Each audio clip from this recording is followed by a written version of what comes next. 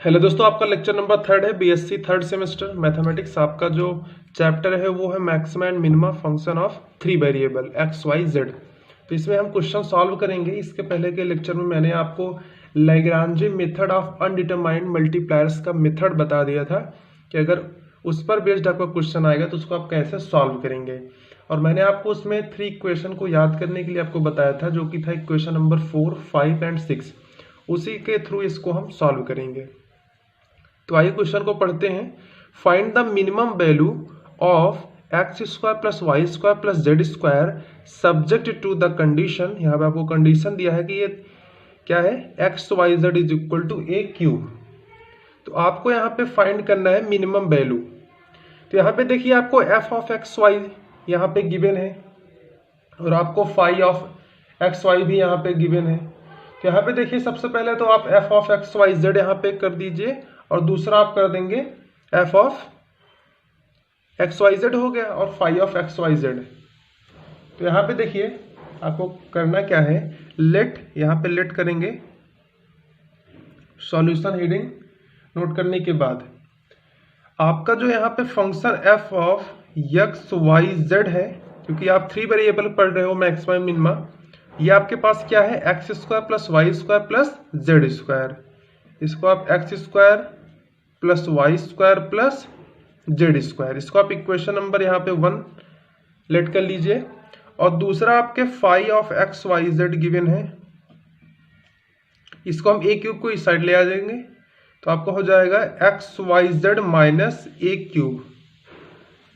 यह आपका equation number 2 हो गया, जो कि आपके क्वेश्चन में गिवन है। अब देखिए बाय द लैग्रांजेस आपका जो मेथड है उसके थ्रू इसको हम सॉल्व करेंगे।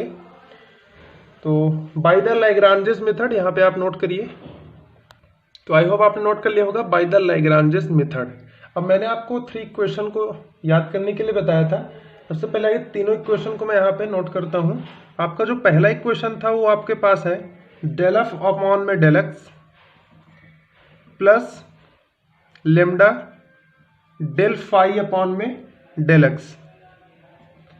और ये किसके इक्वल होता है, ये आपका जीरो के इक्वल होता है। और आपके पास दूसरा जो इक्वेशन है उसको हम y के रिस्पेक्ट में करेंगे, तो आपका हो जाएगा डेल एफ अपॉन में डेल वाई प्लस लेमडा हो जाएगा डेल फाई अपॉन में डेल वाई। जहाँ पे x है मैंने वहाँ पे y कर दिया। अब इसके बाद के टर्म वाले क्या करेंगे, जहाँ पे y है वहाँ पे z कर देंगे। तो ये हो जाएगा डेल एफ अपॉन में del Z plus lambda del phi upon में डेल जेड। और ये तीनों इक्वेशन किसके इक्वल है, जीरो के। तो मैंने आपको इन्हीं तीनों इक्वेशन को याद करने के लिए बोला था। जब भी आपके पास लैग्रांजेस मेथड से सॉल्व करने के लिए क्वेश्चन आए तो आप ऐसे ही उसको सॉल्व करेंगे। तो अब देखिए आपके पास F of x Y Z given है, phi of x Y Z given है। तो आपको फाइंड करना है सबसे पहले डेल एफ अपॉन में डेल एक्स। दैट मीन्स कि आपका जो यहाँ पे function of three variable F of x Y Z given है, इसका आप सबसे पहले x के रिस्पेक्ट में करेंगे, वो भी पार्शियली डिफरेंशिएट करेंगे। और आई होप आपको पता होगा कि जब भी हम पार्शियली डिफरेंशिएट करते हैं तो अगर x के रिस्पेक्ट में हो रहा है तो बाकी सभी, जैसे y अगर उसमें है तो z है तो वो जीरो हो जाता है।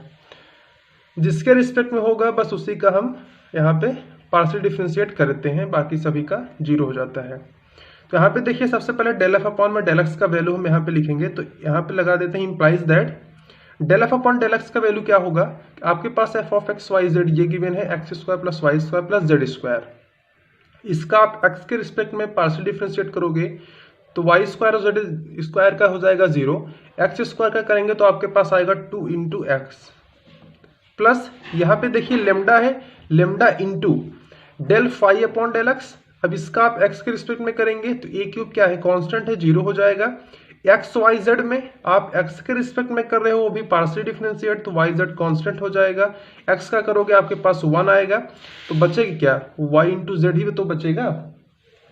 और ये आपके पास इक्वल टू है जीरो। इसको आप इक्वेशन नंबर यहाँ पे थर्ड लेट कर लीजिए। अब इसी तरह से हम del F upon del Y find करेंगे, फिर del F upon del Z find करेंगे। तो यहाँ पे लगाइए इम्प्लाइज दैट। अब आप इसका वाई के रिस्पेक्ट में करोगे तो एक्स और जेड जीरो हो जाएगा, वाई स्क्वायर का हो जाएगा 2 into Y plus lambda bracket में। यहाँ पे आप करोगे तो यहाँ पे आपको क्या मिलेगा, x इंटू जेड मिलेगा, क्योंकि आप y के रिस्पेक्ट में कर रहे हो तो y का 1 हो जाएगा, x z क्या है कांस्टेंट है, इक्वल टू 0। इसको आप इक्वेशन नंबर यहाँ पे 4 लेट कर लीजिए।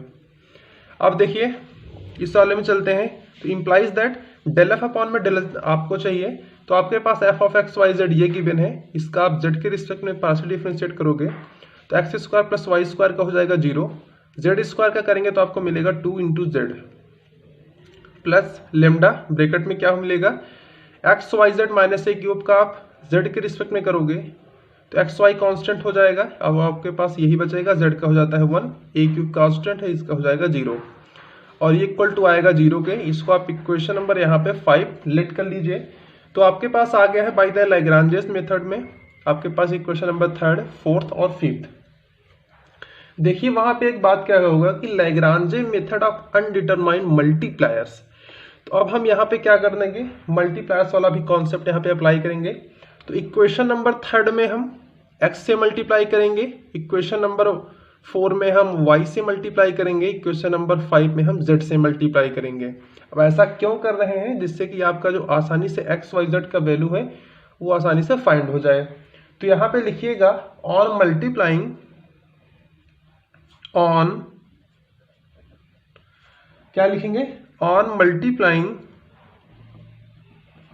इक्वेशन नंबर 3 किससे करेंगे, बाई x से करेंगे, इक्वेशन नंबर 4 को बाई y से करेंगे, इक्वेशन नंबर 5 को बाई z से करेंगे एंड वी गेट, तब आपके पास क्या आ जाएगा।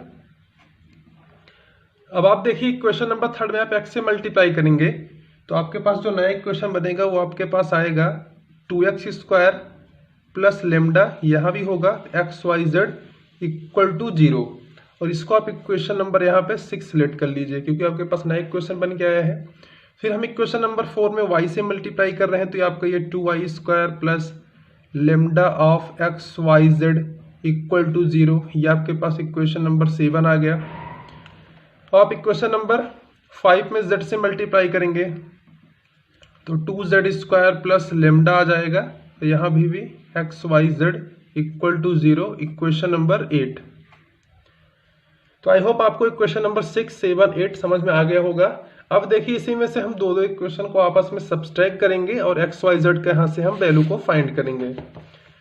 तो यहाँ पे देखिए सबसे पहले आप क्या करोगे, इक्वेशन नंबर 7 को सब्सट्रैक्ट कर दीजिए 6 के साथ, तो देखिए आपके पास क्या आने वाला है। तो ऑन सब्सट्रैक्टिंग यहाँ पे लिखिए ऑन सब्सट्रैक्टिंग 7 किससे करेंगे, फ्रॉम 6 एंड वी गेट, तब आपके पास क्या आ जाएगा, 2x square minus 2y square हो जाएगा। ये दोनों टर्म सेम है, ये आपस में 0 हो जाएंगे और आपके पास आएगा इक्वल टू 0, या फिर इसी को आप लिख सकते हो 2x square is equal to 2y square, या फिर implies that x is equal to y। यहाँ पे देखिए 2 से 2 कैंसिल आउट हो गया, स्क्वायर से स्क्वायर कैंसिल आउट हो गया, तो आपके पास आया है x is equal to y। अब देखिए सेकेंड वाले में हम क्या करेंगे, on subtracting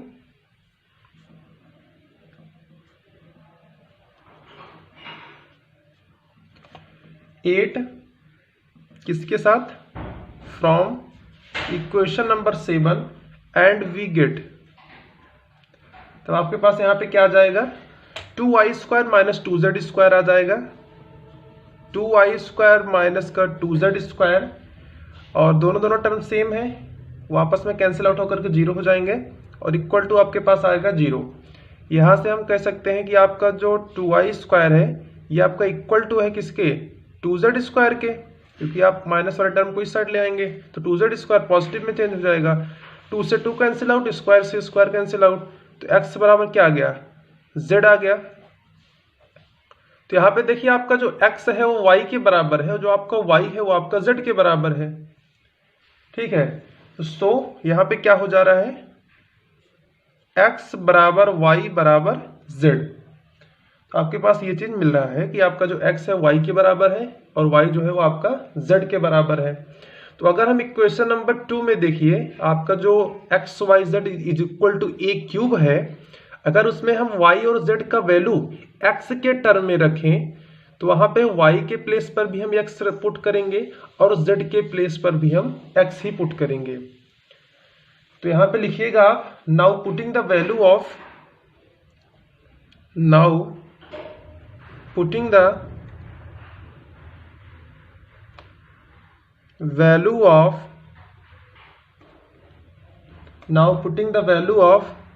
y and z in term of,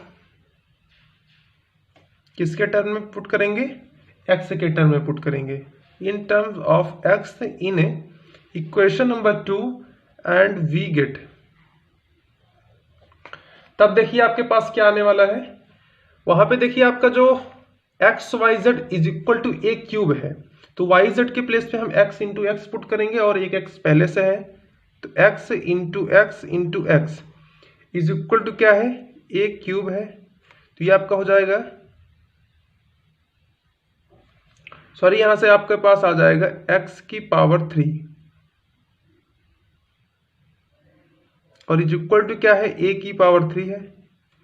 implies that आपका जो x है वो किसके बराबर आ जाएगा, स्मॉल a के बराबर आ जाएगा। तो यहाँ पे x का वैल्यू भी a है, y का भी वैल्यू a है और z का भी वैल्यू a है। तो अब यहाँ पे लिखेंगे इंप्लाइज दैट, क्यों ऐसा है, क्योंकि आपका जो x है y के बराबर है, y आपका z के बराबर है। अब यहाँ पे देखिए आपके पास इंप्लाइज दैट आ गया, y is equal to a and z is equal to a, और आपका x जो है वो a के बराबर है ही। अब हम x y z का वैल्यू इक्वेशन नंबर 1 में पुट करेंगे, जो कि आपका function f of x y z है। तो putting the value of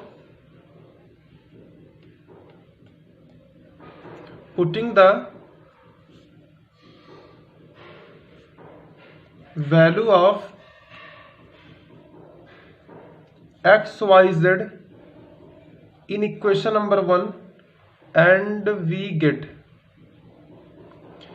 putting the value of x y z in equation 1 we get, तो आपके पास जो f of x y z है वो x square plus Y square plus Z square के बराबर है।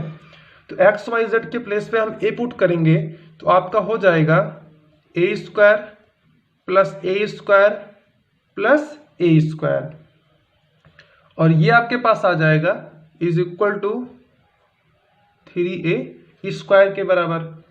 तो hence the minimum value of, तो यहां पे आप लास्ट में लिखेंगे hence the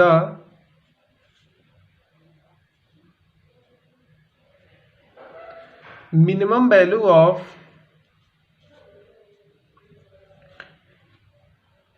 f of x Y Z is equal to क्या आ जाएगा, 3a स्क्वायर के, और आपका यही फाइनल आंसर हो जाएगा। तो आई होप आपका जो Lagrange's method of undetermined multipliers पर बेस्ड क्वेश्चन था ये आपको समझ में आ गया होगा। इस पर बेस्ड हम और भी क्वेश्चन को सॉल्व करेंगे इसके नेक्स्ट लेक्चर में। अगर वीडियो आपको पसंद आया हो तो हमारे चैनल को सब्सक्राइब करके बेल आइकन को प्रेस कर दीजिए। Thanks for watching this video, have a great day.